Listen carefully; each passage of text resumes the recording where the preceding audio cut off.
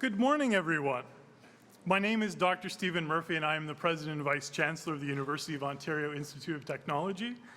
And we're proud to acknowledge the lands of the people of the Mississaugas of the Scugog Island First Nation. We're situated on the traditional territory of the Mississaugas, a branch of the Greater Anishinaabe, which includes Ojibwe, Ottawa, and Potawatomi. It's my pleasure to welcome each of you to our campus here this morning, and specifically here to ACE, our internationally renowned climactic wind tunnel. First off, as you can see, there are some very special guests to acknowledge who will be formally introduced shortly. The Right Honourable Justin Trudeau, Prime Minister of Canada.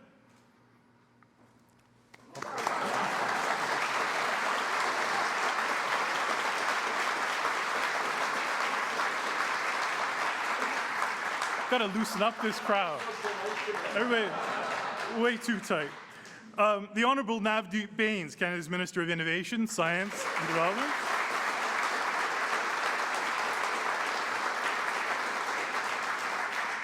Selina Cesar-Chauvin, who is our Member of Parliament for Whitby.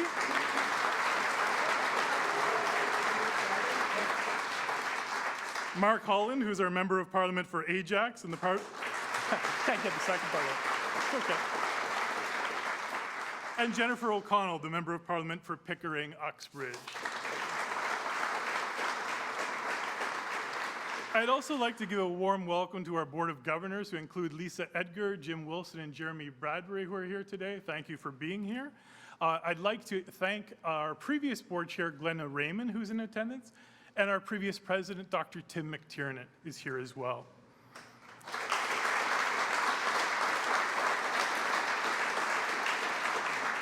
Thank you for being here to experience our amazing facility, one of the crown jewels of our university, and dare I say, Ontario and of Canada. Now, a little bit about this wonderful facility. It was only a dream a few years ago. It opened its doors in 2011 to a gala which featured in June a -15-degree ceremony. So it was a lot of fun. In -15 day in June, it was conceived as this multi-purpose, international leading R&D center for discovery, testing, and validation of new products. We test everything from electric to alternative vehicles to green energy to UAVs. And as you can see, it's a living laboratory, and it's what learning looks like in the 21st century. Here, companies learn if their products can take what we throw at it, and our students and researchers reap the benefits of our strong partnerships. This is the future of education. Public, private, not-for-profit working hand in hand with students to solve real-world problems. And we can stand inside this climactic wind tunnel today. Just think, we can initiate anything, every conceivable weather condition from anywhere around the globe, regardless of the season. Basically, you can think of it, we have Mother Nature in a concrete box behind us. And our engineers, as I said, engineer blizzards and solar arrays where we crank up the heat as high as 60 degrees Celsius. We can replicate those conditions over and over, and we can show our engineers what the future looks like. I'm happy that each of you joined us here today to catch a glimpse of the innovation and entrepreneurship that's happening on this campus that isn't as well known as it should be, but is going to be. The University of Ontario Institute of Technology is a place on the move. And I'm equally thrilled to be able to introduce our first speaker, who happens to be a friend, the Honourable Navdeep Bains, Canada's Minister of Innovation, Science and Economic Development. I know Nav won't like this official part, but he is the Honourable Member for Parliament from Mississauga-Malton. He was appointed Canada's Minister of Innovation on November the 4th, 2015. He was a passionate advocate for diversity and inclusion. Amongst many things, he introduced a bill in Parliament that promotes the advancement of women, cultural minorities, and other underrepresented groups, which is something that's near and dear to my heart, as he knows, and the levels of leadership that he shows, along with the Prime Minister, to change Canada in many positive ways. So could you please help me in joining my friend and former employee, the Honourable Navdeep Bains.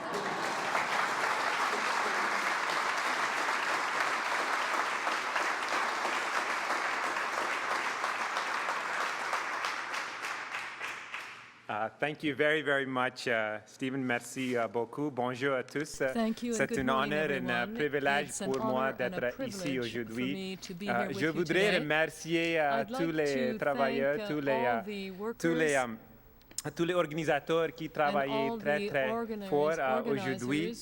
Particulièrement, je voudrais remercier Stephen Murphy for votre leadership. It really is a delight to be here, and I want to particularly thank Stephen Murphy. It's pretty cool when you get introduced by your former boss. And I'm glad he's still happy with me, but we really had the privilege of working together on many important issues at Ryerson University for several years. So it's great to see Stephen continue to succeed in his endeavors in promoting post-secondary education. And he truly is a champion of diversity. He's someone who really cares about the economy as well. And I listen to him intently on CBC, on the market, when he's speaking about very important issues, particularly all the economic progress we made in the past several years. And I'm also delighted to be here with my colleagues, Jennifer, Mark, and Selena, who are tremendous parliamentarians who do a great job of representing this community as well.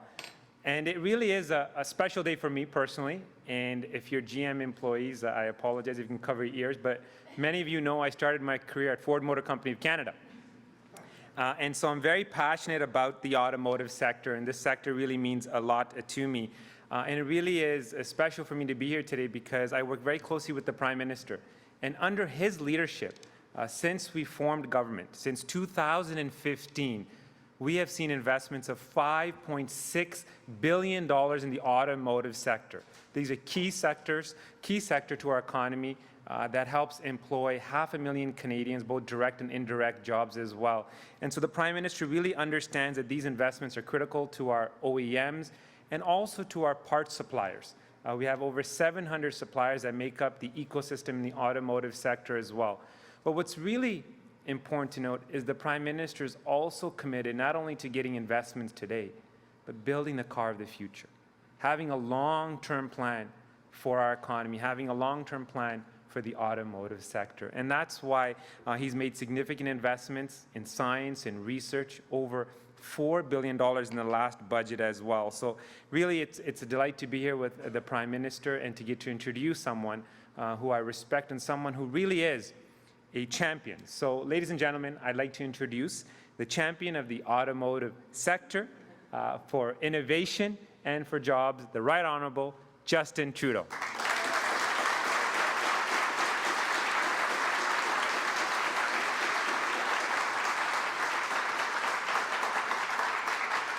Merci Navdeep. Merci Stephen. Thank you, Stephen. All for being here this morning. It's great to be here at the University of Ontario Institute of Technology. Glad to be joined by Minister Baines, whose work is supporting Canadian innovation and science, and MPs Jennifer O'Connell, Selena Caesar-Chavannes, and Mark Holland, all of whom are incredible advocates for this region. And might I just add, congratulations to Mark as well. We've announced this morning he will be our new Chief Government Whip as well.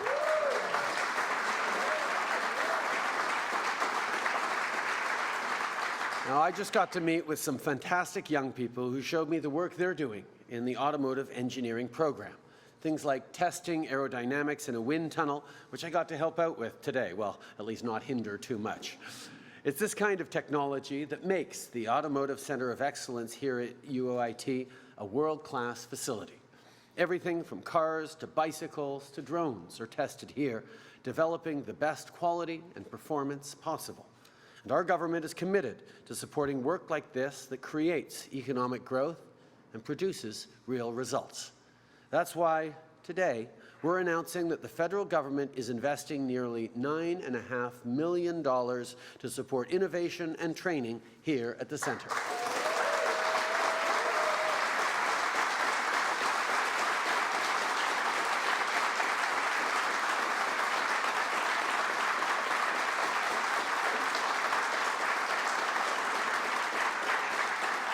I am really proud of this announcement because this funding will support cutting-edge capabilities like a simulated moving road so researchers can continue to create cleaner, safer technology for Canadians to use every day. Supporting this project means new energy-efficient products that are going to deliver better results while reducing pollution. This project is a smart choice, which is why it has support from the private sector through groups like Magna and Multimatic Engineering. Today's investment isn't just about keeping our research competitive, it's also about creating good jobs for Canadians. This commitment will almost double the workforce at the Automotive Centre of Excellence, creating well-paying, skilled, full-time jobs. As a government, we're taking action to support our resilient Canadian workers throughout the auto sector. With smart investments that keep our industry competitive on the world stage, we're protecting jobs and creating new employment for people like the students here today. C'est sûr que tout le monde dit de nos jeunes qu'ils sont les leaders de demain. Mais en fait, ils sont d'abord et déjà les leaders d'aujourd'hui. Ils font déjà les découvertes qui contribuent à améliorer la vie des Canadiens et ils travaillent déjà à améliorer la santé de leur communauté. Ça veut dire que lorsqu'on investit dans les jeunes Canadiens, on aide à faire notre pays plus innovateur et plus prospère. Et nous sommes déterminés à aider nos étudiants à acquérir les compétences et la formation dont ils ont besoin pour obtenir les emplois d'aujourd'hui et demain. Here at an Institute of Technology, it's clear that opportunities in fields like artificial intelligence and cybersecurity are growing every day. That's why we created almost 60,000 co-op and work-integrated learning placements for students in science, technology, engineering, and math.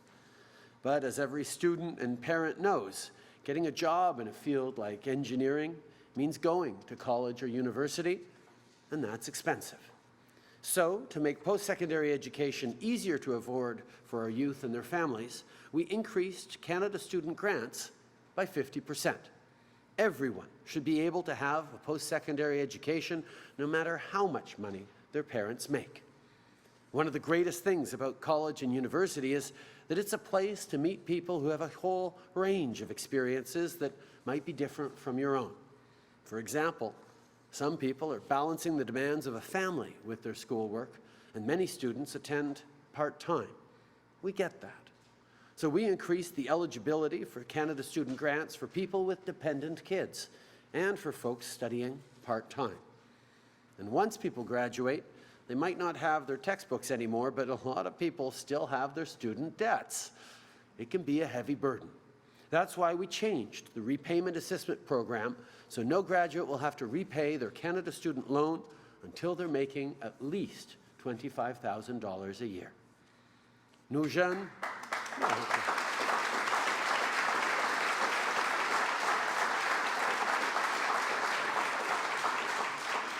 Nos jeunes, au début de leur carrière, sont un moteur d'innovation et de croissance économique.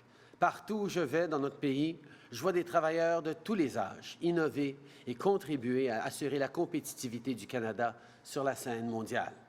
C'est grâce au travail acharné de la classe moyenne que le Canada est prospère et que notre avenir est encore plus prometteur. So at the start of a new school year, let me say this to all our students. We are right here supporting you as you study and work hard. Thank you for the world you are busy building and innovating. Thank you all for being here today. Yes.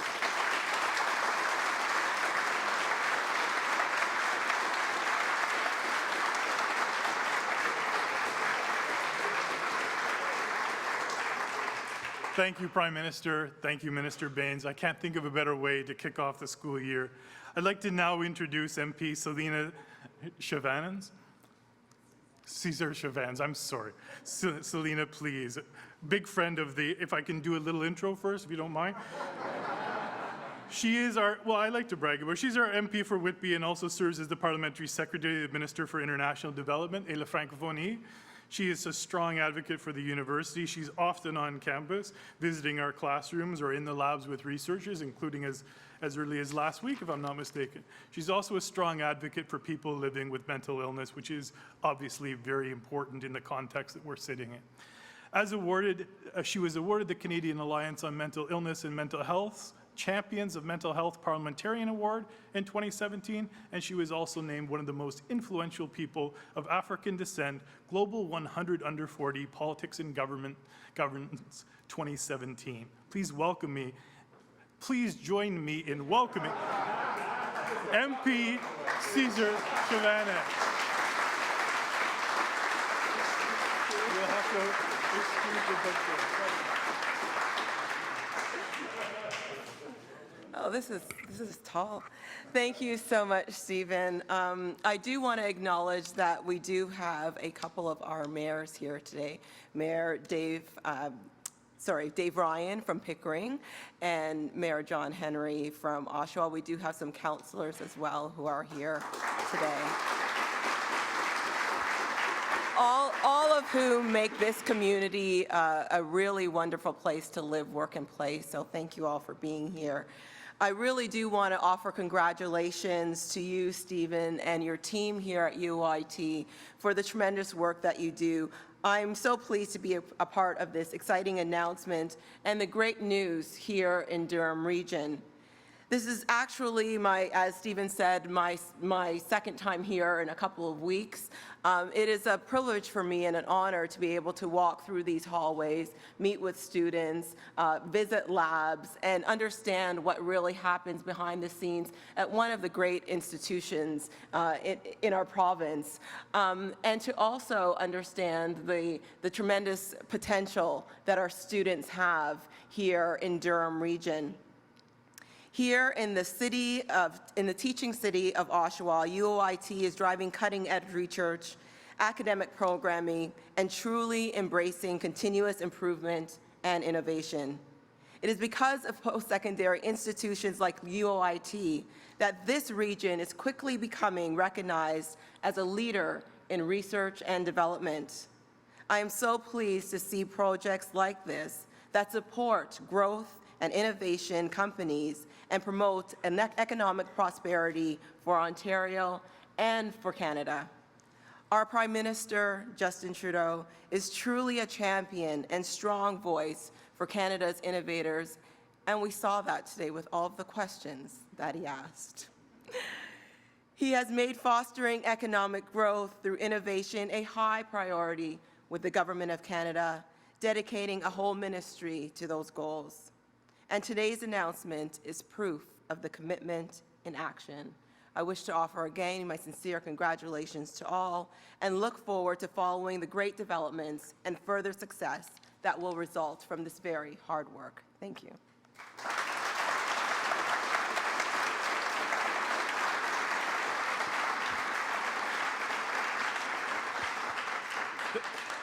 Thank you, MP Caesar Chavan. You see, I'm so used to doing Selena. That's where the trip up came. We're grateful to the Government of Canada for its generous and continued investment in support of ACE. The Government of Canada has been vital to this university from the very beginning. And the ACE Enhancement Project will help to keep us at the cutting edge and attract innovative research and development opportunities for our university. It will support Canadian economic growth, competitive, decreased time to market for new products, and keep industry partners like Travis Hester of GM, I see over there that I forgot to acknowledge, in addition to providing an unparalleled experiential learning environment and research infrastructure. The Government of Canada's investment in this facility also greatly benefits our students, who you see behind me, by providing with the innovative technology and infrastructure to advance their education. We have many of our student leaders with us here today, as you can see, and I'm so proud to introduce you to one of them, Brooke Godding, a third-year mechanical engineering student. When Brooke isn't in class or studying, she works at ACE as part of our University Works program. And if that doesn't keep her busy enough, Brooke helps to enrich other engineering students' experience through involvement and attends conferences in engineering across Canada. She's also advocated for a unified community of engineers in and around campus as Vice President External with Women in Engineering Society, something so vital to move the needle on. And her efforts don't stop there. Brooke also serves as the Outreach Coordinator of the Professional Engineers of Ontario Student Conference. Help me welcome Brooke to the podium to say a few words on behalf of students.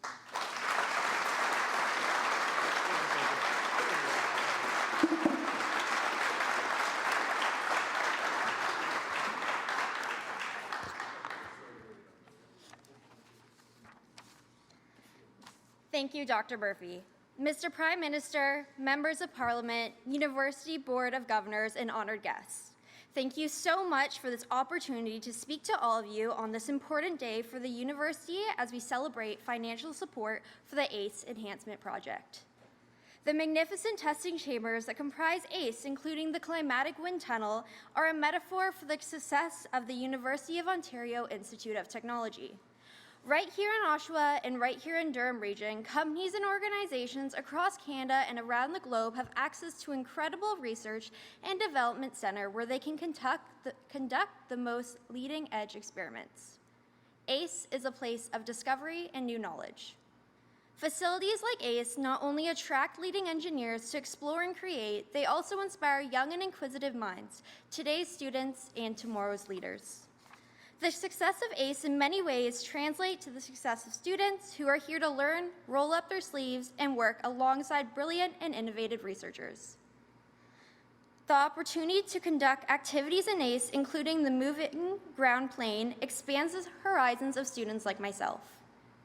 It inspires us to not only dream about future opportunities, it confirms that we have access to real-world experimental learning and opportunities. We are in the best place we can be today so that we can be the best at what we do tomorrow as graduates of this university. On behalf of my fellow engineering students and on behalf of students across my university, thank you to the Government of Canada for its generous investment in the ACE Enhancement Project. You are investing in Canada's capacity to be a world leader in science and discovery. You are investing in the future of our region and of our country. And by extension, you are investing in the success of our undergraduate and graduate students. Students like me and those to come in the years ahead at our university are the future leaders who will gain so much from what we experience here at ACE. This kind of energy and excitement seriously drives us as we look ahead to become leaders who will affect positive change in the community and workplace. Thank you for helping make all of this possible for the University of Institute of Technology.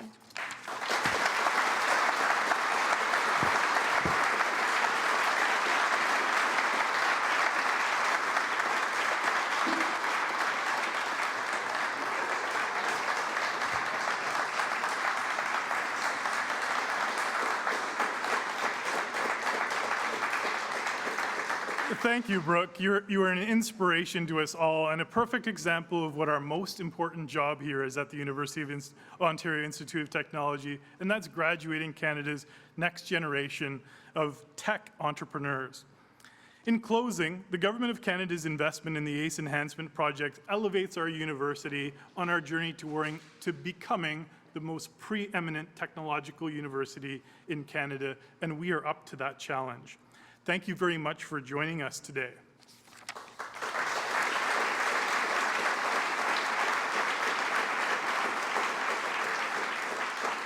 And I now welcome the Prime Minister back to the podium to take any questions from media.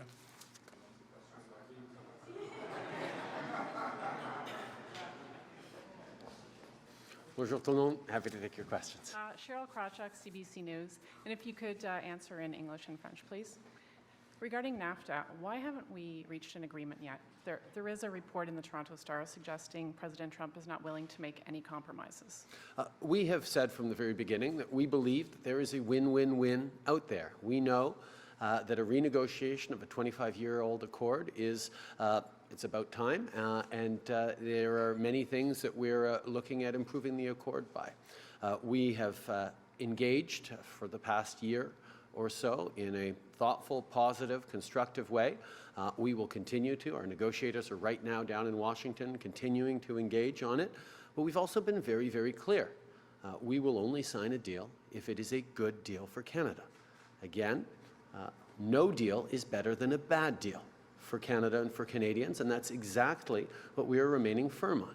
However, we know that it is very possible to get a deal that works in everyone's interests because, quite frankly, here in North America, the collaboration, the cooperation across our countries has resulted in extraordinary economic growth, extraordinarily good jobs for Canadians, Americans, and Mexican people alike. So we're going to continue to operate constructively, in good faith around the table, and we're looking forward to signing the right deal for Canada. Nous allons continuer d'être engagés à la table de négociation. Nous savons qu'une renégociation de l'ALENA après 25 ans est tout à fait louable comme but. Nous savons que c'est possible d'avoir un accord qui sera gagnant-gagnant. Alors, nous restons constructifs, positifs autour de la table. Nous sommes là aujourd'hui à négocier.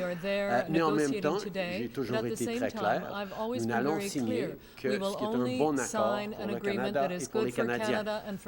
La vérité, c'est qu'aucun accord de l'ALENA, ce serait mieux qu'un mauvais accord pour les Canadiens. Alors, nous allons continuer de négocier de bonne foi et nous attendons à pouvoir réussir. On another topic, with Alberta's announcement yesterday, how can you keep your climate change commitments? We've been very clear from the very beginning that we know that growing a strong economy and protecting the environment must go together. We have moved forward on a national plan to fight climate change, putting a cost on pollution. We've moved forward on reconciliation, but we've also moved forward on growing our economy, particularly around working hard to do what previous governments were unable to do and get our oil resources responsibly, sustainably to new markets, that is, markets other than the United States. I think with everything that's been going on, people can kind of understand that having only the United States as a market for 99% of our oil resources simply doesn't make sense anymore. And that's why we've always believed that the Trans Mountain Pipeline expansion is in the best interest of all Canadians. We are committed to upholding the national interest. We will move forward on that pipeline in the right way. We are taking the time now to understand the court ruling, which addresses two things that are very important to this government: getting the science and the environmental protections right, and making sure we are walking forward in a true path of reconciliation and partnership with Indigenous peoples. These, yes, are challenges, but they've always been challenges that we've been ready to address, and we're going to continue to move forward to get this pipeline built in the right way by acknowledging what the court has said. Nous avons toujours dit que nous comprenons que ce que nous devons faire en tant que pays, en tant que société, c'est d'assurer qu'on crée de la croissance économique tout en protégeant l'environnement en même temps. Il n'y a pas de choix à faire entre l'un ou l'autre. Les Canadiens s'attendent à ce qu'on crée de meilleurs emplois pour leurs enfants dans les années à venir, tout en protégeant notre environnement pour les générations futures. Donc, nous allons continuer de faire ça. Nous allons regarder attentivement ce que la Cour a présenté hier. Nous allons réfléchir comment nous pouvons continuer d'améliorer nos relations avec les peuples autochtones, d'assurer que nos actions pour protéger l'environnement sont les bonnes et reflètent la science. Nous allons aussi continuer de travailler sur cet oléoduc de la bonne façon. Nous savons que c'est extrêmement important de pouvoir accéder à de nouveaux marchés pour nos ressources. Présentement, on est prisonnier d'une certaine façon du marché américain. Et je pense que tout le monde peut comprendre que ce serait peut-être une bonne idée qu'on ait d'autres marchés que les États-Unis pour nos ressources naturelles. Et c'est pour ça qu'un oléoduc qui est fait de la bonne façon, en respectant et l'environnement et les partenariats avec les peuples autochtones, continue d'être dans l'intérêt national. Charlotte Mondou-Fournier de Radio-Canada. Évidemment, on aimerait que vous répondiez en français. J'aimerais d'abord rebondir sur la question de ma collègue. Le fait que l'Alberta se désiste du plan national de lutte contre les changements climatiques, qu'est-ce que ça veut dire en fait pour le plan? Est-ce que vous allez devoir le revoir? Comme j'ai toujours dit, nous avons un plan concret qui va atteindre nos cibles de Paris. Nous avons mis sur pied un plan qui est pan-canadien, qui met un coût sur la pollution. Évidemment, dans l'idéal, on le fait en partenariat avec les provinces, en respect de la jurisdiction provinciale. Mais comme j'ai toujours dit, s'il y a des provinces qui ne veulent pas participer concrètement à l'action contre les changements climatiques, le gouvernement fédéral allait le faire seul. Je reconnais ce que l'Alberta a dit, mais de toute façon, leur propre plan par rapport au changement climatique va continuer d'être en place et continuer d'être équivalent à celui aux cibles établies par le gouvernement fédéral pendant encore plusieurs années. Et on va continuer de travailler avec tous les gouvernements pour assurer qu'on puisse avancer de la bonne façon. On a encore beaucoup de conversations à faire, mais je sais que la première ministre Motley, à qui j'ai parlé hier après-midi, continue d'être ferme dans son engagement et de croître l'économie et de protéger l'environnement. Et c'est quelque chose sur lequel nous allons continuer de travailler ensemble de différentes façons. Merci. Une question pour le Québec cette fois. Donc, au Québec, en pleine campagne électorale, les 4 partis font front commun pour que vous ne fassiez pas de concessions sur la gestion de l'offre. Est-ce que vous allez abandonner le Québec? J'ai toujours dit que j'allais toujours défendre la gestion de l'offre. C'est un système qui fonctionne pas seulement pour les agriculteurs, mais pour les consommateurs canadiens aussi. Les Américains subventionnent à un niveau de centaines de millions de dollars par année leurs producteurs laitiers. Nous, on a un système de gestion de l'offre qui protège nos agriculteurs et assure la fiabilité de nos produits agricoles dans ce système-là. On sait très bien, les Américains veulent qu'on élimine la gestion de l'offre. Nous n'allons pas réfléchir, nous n'allons pas éliminer la gestion de l'offre. Good morning, Rika Sakeli, Oshawa this week. What would you say to local manufacturing workers, especially in the auto industry here in Oshawa, who are very worried about the potential for auto tariffs as well as the steel tariffs and the impact it will have on their jobs? One of the things that we've been seeing, not just from this government, from Canadians right across the country over the course of this summer, is that Canadians are there for each other. We stand up for each other, whether it's folks reaching out to support their friends in the steel or aluminum sectors, or the fact that we will always be there for our workers, whether it's in the automotive sector, whether it's in the forestry sector. Canadians support each other. That's what we do. We recognize the challenges around the trade discussions with the United States. We have moved forward in a way that demonstrates that we are responding with countervailing duties that are causing challenges in the United States, but that's not our goal. Our goal has always been to get to smooth and fair and free trade between Canada and the United States. The best way to do that is to move forward with a NAFTA that is a good deal for Canada. But as I've said, at the negotiating table on international trade, we will always stand up for Canadians, we will always stand up for Canadian interests, and we will always defend Canadian workers. That's what we've been clear on, and that's what we will continue to do. Hello, Janice Williams, The Chronicle, here at Durham College and UOIT. I was wondering your thoughts on Premier Ford's position regarding free speech and funding for universities. Obviously, we're a country that recognizes free speech. It's an important basic right that our party has always been willing to defend. I think defending Canadians' rights and being the party of the Charter of Rights and Freedoms continues to be extremely important. One of the things that we've seen, however, is the Conservatives continue to try and play the politics of division, of fear, of making political hay out of things that should be basic rights we well reflect and defend. And I think the capacity to stoke political advantage for short-term gains is something that I have been very clear about pushing back against. We need to have a country that is open, respectful, that engages across the full range of diversity of views, and that includes a range of diversity of ideologies. We have no space for hate speech. We have, as a government, little tolerance for people who want to reduce or eliminate rights for women, for example, that have been long fought for. These are the kinds of things that we will always stand for, and we will continue to. Can you repeat in French?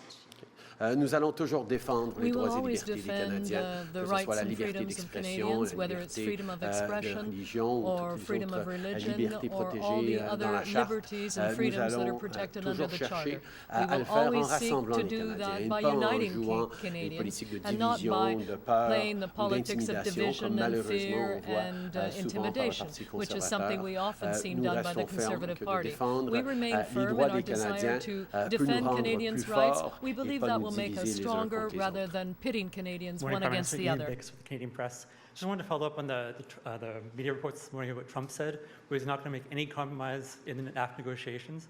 I wanted to get your sense of, do you believe these remarks to be accurate?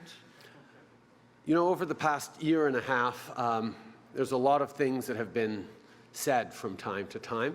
I think people have noticed that our government's approach is always to stay constructive, positive, to engage on the substance of issues, and to demonstrate that we understand that the path forward is one of making sure that there's a win-win-win on all sides. We're going to remain constructive, positive, serious and creative about what we do around the negotiating table, what we do in relation with the United States, but we are also going to be unequivocal about always standing up for Canadians' rights and Canadians' interests. That's what people expect. That's what I'm going to do. And just related to what American administrators are saying, is Canada making any concessions on agriculture or dairy subsidies? I'm not going to negotiate in public, but I can say that over the past number of days, we've had some very positive conversations on a broad range of issues, and we have been very clear about where our red lines are. We've been very clear about where we think there's room for give and take. This is something that we take seriously as a renegotiation. We understand how this works. We've remained good faith about it. We've remained constructive and reasonable, and we will continue to do that. Thank you. Merci beaucoup tout le monde. Thank you very much for being here.